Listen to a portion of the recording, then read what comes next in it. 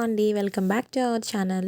Last వీడియోలో గోవా నుంచి Gokarna start అవుతున్నామని చెప్పాను కదా, అక్కడితో వీడియో ఎండ్ చేస్తాను కదా. సో గోకర్ణ వెళ్తున్నాము. ఇప్పుడు వీడియోస్ కొంచెం లేట్ అవుతున్నాయి, ఎందుకంటే విపరీతమైన దగ్గు వస్తుంది. అసలు రెండు మాటలు మాట్లాడంగానే దగ్గు వస్తుంది. వాయిస్ ఓవర్ ఇవ్వడం కష్టమై నేను ఆపేశాను. మధ్యలో కుకింగ్ వీడియోస్ రెండైతే పోస్ట్ చేశాను, ఏమనుకోవద్దు. ఇక నుంచి అయితే ఫాస్ట్గా వీడియోస్ అయితే పోస్ట్ చేస్తాను. ఇప్పుడైతే గోకర్ణ అయితే వెళ్తున్నాము.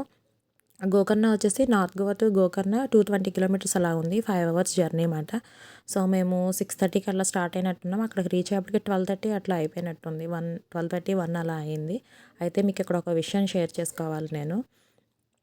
గోకర్ణ ఊరి పెద్దదేమీ కాదు. మెయిన్ రోడ్ నుంచి లోపలికి ఉంటుందన్నమాట. చాలా చిన్నగా ఉంటుంది ఊరు, పల్లెటూరులాగా ఉంటుందన్నమాట. మేము గోవాలో కూడాను గోవా రీచ్ అవుతున్నాం అనగా రూమ్ బుక్ చేసుకున్నాను నేను. ముందుగా అయితే బుక్ చేయలేదు. డ్రైవింగ్లో మా హస్బెండ్ ఉంటారు కాబట్టి నేనే రూమ్స్ ఏమున్నాయో అవన్నీ చూసుకుని ఓకే చేసుకునేదాన్ని. సో గోకర్ణ కూడా అలానే స్టార్ట్ అయ్యాక బుక్ చేసుకుందామంటే ఎక్కడ చూడు రూమ్ వచ్చేసి 18,000 అట్లా ఉన్నాయన్నమాట. అసలు హోమ్ స్టే అసలు ఏం అర్థం కాలేదు, అంత కాస్ట్ అనిపించింది. మినిమం 7,000 అబోనే కానీ బిలో అయితే లేవన్నమాట. లక్కీలీ ఇంకా మా హస్బెండ్ అన్నారు, అట్లా కాదు నువ్వు నియర్ టెంపుల్ దగ్గర చూడొద్దు, కొంచెం దూరమైనా పర్వాలేదు చూడు అంటే లాస్ట్లో ఒకటి 5,000కి రూమ్ దొరికిందన్నమాట. రూమ్ చాలా బాగుంది. సర్లే హోమ్ స్టే అన్నమాట. సర్లే నేను ఓకే చేశాను. అయితే ఇదేంటంటే ముందు పేమెంట్ ఏం చేయక్కర్లేదు, జస్ట్ కన్ఫర్మేషన్కి కన్ఫర్మ్ అయిందని చెప్పి మెయిల్ పంపించి ఫోన్ నెంబర్ ఇస్తారు, లొకేషన్ చూసుకుని మనం వెళ్ళాలన్నమాట. గోవాలో అట్లనే జరిగింది, మంచి రూమ్ దొరికింది. బట్ ఇక్కడ వచ్చేటప్పటికి ట్విస్ట్ ఏంటి అంటే రూమ్ వాళ్ళు చూపించింది చాలా బాగుంది, కన్ఫర్మేషన్ వచ్చేసింది, మెయిల్ చేశారు కానీ ఫోన్ నెంబర్ ఇవ్వలేదు. గూగుల్ మ్యాప్ పెట్టుకుని వెళ్తే అసలు అది లోపలికి చిన్న చిన్న అసలే బాగా చిన్న చిన్న గల్లీలు ఏముండదు రోడ్డు. అది టెంపుల్కి ఇంకా 6 కిలోమీటర్స్ బయటికి మాట, ఊరు లోపలికి.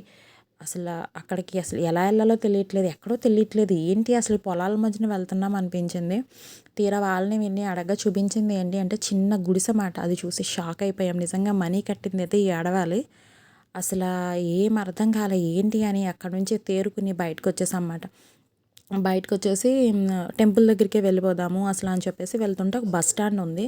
అప్పటికి ఫుడ్ ఏం తీసుకోలేదు, ఇంకా ఆకలేసి సరేలే అని చెప్తే ఇంకా లాస్ట్లో 2 చపాతీలోనూ ఒక 2 ప్లేట్స్ ఎగ్ ఫ్రైడ్ రైస్ అనుకుంటా అంతే ఉంది. ఇంకా లాస్ట్ అయిపోయింది.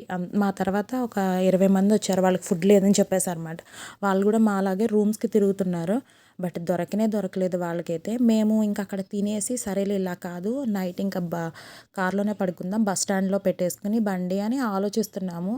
అయితే ఈ లోపల మేము కార్ తీసుకుని మూవ్ అవుతుంటే ఒక ఆయన మా వెనకాల బైక్ మీద వచ్చి ఒక కార్డ్ ఇచ్చి మీరు రూమ్స్ కోసం చూస్తున్నారా, అవైలబుల్ ఉంది అని చెప్పారన్నమాట.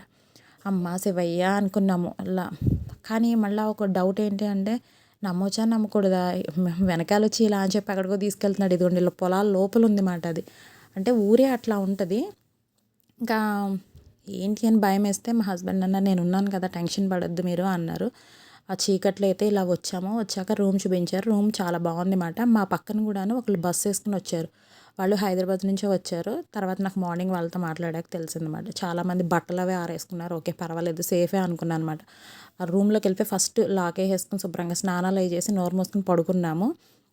మార్నింగ్ చూపిస్తున్నాను ఇదంతా నేను. మా రూమ్ ఇది. పక్కన వచ్చారని చెప్పాను కదా, వాళ్ళు 20 మంది వచ్చారు. వాళ్ళు బస్సు వేసుకుని వచ్చారు. వాళ్ళు ఏంటంటే మార్నింగ్ 6:30కే టెంపుల్కి వెళ్ళిపోయారనమాట. మాకు వాళ్ళు చెప్పింది ఏంటి అంటే ఎర్లీగా అయిపోతుంది దర్శనం, హాఫ్ అన్ అవర్లో అని చెప్పారంట. మా అత్తమ్మ ఇంకా పడుకున్నారు. అఖిల్ లేసి ఫోన్ ఏదో చూస్తున్నాడు. రాత్రి ఎక్కడ సామానం అక్కడ పాడేసి ఇంకా పడుకున్నాం అన్నమాట ఓపికలు లేక. నేనైతే పొద్దున్నే పాలు కాసుకుని టీ అయితే పెట్టుకున్నాను. మా హస్బెండ్ మాత్రం ఐషిని తీసుకుని ఆ రోజు భోగి మాట, సో షాంపూస్ తీసుకురావడానికి హెడ్ బాత్కి అయితే వెళ్తున్నారు. ఇక్కడ ఊర్లో అంతా ఎలా ఉంటుందంటే ఒక ఇండిపెండెంట్ హౌస్ ఉంటుంది. వాళ్ళు ఏంటంటే కింద ఓనర్స్ ఉంటారు, పైన ఏమో ఇలా హోమ్ స్టే కింద ఇస్తారన్నమాట. ప్రతిదీ అలానే ఉంటుంది ఊరంతా. ఇంకా టూరిస్టులు వస్తారు కాబట్టి ఇట్లానే వాళ్ళకి ఇన్కమ్ అన్నమాట. మ్యాక్సిమం హౌస్ ఉంది అంటే ఇలా హోమ్ స్టే కింద ఇస్తారు. ఇక్కడ అదే ఉంటుంది.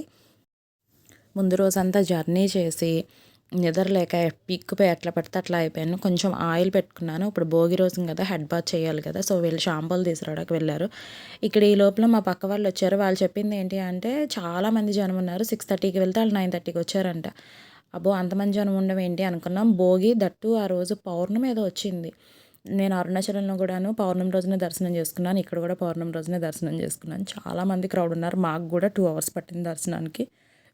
ఇక్కడ వచ్చేసి నేను గుడికెళ్తున్నారు, బ్రేక్‌ఫాస్ట్ ఏంటి అనుకుంటారు. పిల్లలకి ఈయనకి సేమియా ఉప్మా చేస్తున్నాను. నేను మా అత్తమ్మ అయితే దర్శనం అయ్యే వరకు ఏం తినమని చెప్పేసి మేమేం తినలేదు. జస్ట్ కాఫీ ఒకటి తాగి ఊరుకున్నాం అంతే. హోమ్ స్టే అయితే ఇది చాలా బాగుంది. యాక్చువల్‌గా నిజంగా దేవుడు ఉన్నాడు అనిపించింది. ఆ రాత్రి ఎక్కడ పడుకోవాలా అనుకున్నాము. నిజంగా శివయ్య తండ్రి నా దర్శనానికి మీరొస్తే ఇబ్బంది మీకు కలిగిస్తానా నేను అన్నట్టు దేవుడిలాగా అతన్ని పంపించి అయితే మాకు రూమ్ అవైలబుల్ ఉండేలా చేశారు. నిజంగా దేవుడు ఉన్నాడు అనిపించింది నాకైతే.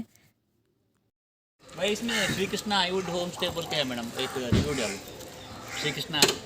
मालूम मालूम आ जाएगा ना, శ్రీకృష్ణ श्री कृष्णा आईवुड होम स्टे కాంటేది एक गुड।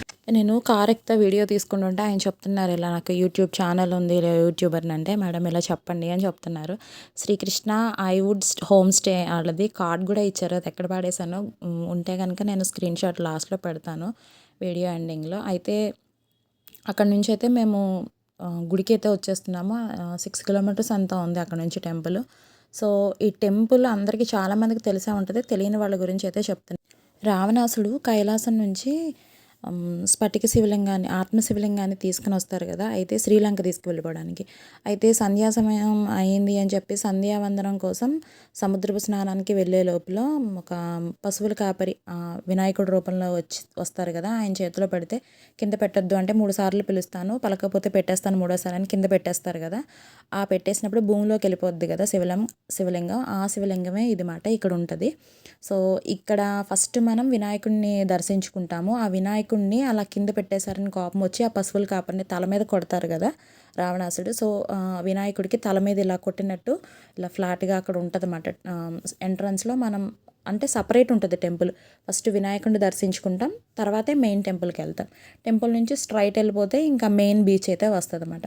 ఇక్కడ ఏంటి అంటే కంప్లీట్గా ట్రెడిషనల్ వేర్. మగవాళ్ళు అయితే కంపల్సరీ పంచి కట్టుకోవాల్సిందే. ఆడవాళ్ళు అయితే కొంచెం పద్ధతిగా చీరే కట్టుకోక్కర్లేదు, పద్ధతైన బట్టలు వేసుకుంటే చాలు.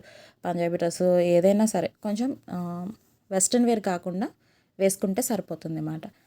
ఇక్కడ చాలా క్రౌడ్ ఉంది. ఆ రోజు మేము ఎక్స్పెక్ట్ చేయలేదు. నిజంగా అరగంటలో అయిపోద్ది దర్శనము అని అందరూ చెప్పిందే అనుకున్నాము. బట్ ఆ రోజు మరి ఎందుకో, లేదంటే పౌర్ణమి గురించా లేకపోతే భోగి అని ఏదన్నా మరి స్పెషల్లా ఏమో తెలియదు కానీ చాలా క్రౌడ్ ఉంది అసలు. దట్టు ఇక్కడ ఫెసిలిటీస్ కూడా ఏం లేవు నిజంగా. చాలా పిల్లలతో వచ్చిన వాళ్ళకైతే కొంచెం ఇబ్బంది అని చెప్పాలి. సపరేట్ ఒక సెక్యూరిటీ గార్డ్ కానీ అట్లా ఎవ్వరు కూడా లేరు. ఇక్కడ చూడండి నంది ఎద్దు ఎంత హైట్ ఉందో, దగ్గర దగ్గర 6 feet పైనే ఉంటుందేమో, చాలా హైట్ ఉంది. ఇది ఆర్కిటెక్చర్ వచ్చేసి మొత్తం రాతితో కట్టి చెక్కతో ఉన్నదన్నమాట. అది చాలా ఓల్డ్ ఏమో, చాలా బాగున్నాయి. టెంపుల్ కూడాను ఏంటవి పెంకులతో ఉన్నట్టు ఉంటుంది. ఇది గాలి గోపురం చూడండి, చాలా ఓల్డ్ టెంపుల్, చాలా బాగుంటుంది లోపల కూడాను. ఇక్కడ ఆ రోజు ఏంటో ఇలాగా దీపం పట్టుకుని ఇలా భజన చేసుకుంటూ గుడి చుట్టూతో తిరిగారు. మరి అదేంటో తెలీదు. ఎవరికైనా తెలిస్తే కనుక కామెంట్ సెక్షన్లో కామెంట్ చేయండి. 2 hours మాత్రం లైన్లో నించోవాల్సి వచ్చింది. దర్శనం కంప్లీట్ అవ్వడానికి 2 hours పట్టింది. క్రౌడ్ చాలా ఎక్కువ ఉంది. ఒకళ్ళు గైడెన్స్ చేయడానికి కూడా లేరు. వాళ్ళు చాలామంది నుంచోలేక మధ్యలో దూరి వెళ్ళిపోవడం, గొడవలు పడడం అవి కూడా జరిగింది. ఇక్కడ ఎవరు పట్టించుకోవడానికి మాత్రం ఎవరూ లేరు. దట్ ఈస్ అస్సలు ఫెసిలిటీస్ లేవు. వాటర్ కూడా దాహం వేసినా ఇంక అంతే మనం క్యారీ చేయాలి. లాస్ట్లో టెంపుల్కి వెళ్ళే ముందు మాత్రం ఒక చోట ఉన్నది అంతే.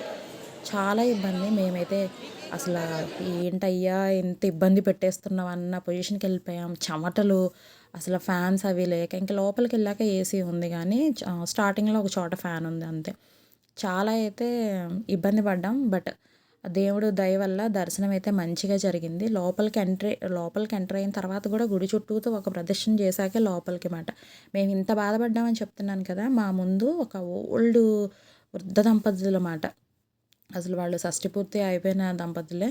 చాలా పెద్దవాళ్ళ వయసులో. ఆవిడ చక్కగా నిండుగా చీర కట్టుకుని పువ్వులు పెట్టుకుని, ఆయనైతే అదిగోండి ఆవిడ వైట్ శారీ కనపడుతున్నారు కదా, ఆయనైతే తాతగారు చక్కగా పంచి కట్టుకుని ఆవిడ చక్కగా పట్టుకుని నడిపిస్తున్నారు. ఆయన స్టార్టింగ్ మాతో పాటు 2 గంటలు లైన్లో నుంచి అలా వచ్చారు. నిజంగా హ్యాట్స్ ఆఫ్ మాట. ఇక లాస్ట్లో ఆయనకి ఓపిక అయిపోయి లైన్లో నుంచోలేక కళ్ళు తిరుగుతున్నాయని అక్కడ కూర్చుని పోతున్నారు. కానీ ఆవిడ మాత్రం మాతో పాటే వచ్చి లైన్లో మొత్తం తిరిగి ఎంట్రన్స్లో ఆయన కలుసుకుని ఆయనతో పాటు లోపలికి వెళ్ళారు. నిజంగా హ్యాట్స్ ఆఫ్ అసలు నిజంగా. ఇక్కడ దర్శనం చేసుకుని వచ్చిన వాళ్ళందరూ అన్న సంతర్పణకి వెళ్తారు. అక్కడ ఉచిత అన్నదానం ఉంటుంది. దానికి వెళ్ళి తినేసి తర్వాత అక్కడ నుంచి స్ట్రైట్ వస్తే మెయిన్ బీచ్ ఉంటుంది అన్నమాట. ఈ మెయిన్ బీచ్ చాలా బాగుంటుంది. ఇక్కడ చాలా బీచెస్ ఉన్నాయి. అవన్నీ నెక్స్ట్ వీడియోలో మీ అందరితో షేర్ చేసుకుంటాను. అంతవరకు సైనింగ్ ఆఫ్ మీ Ramya. Take care. Bye bye.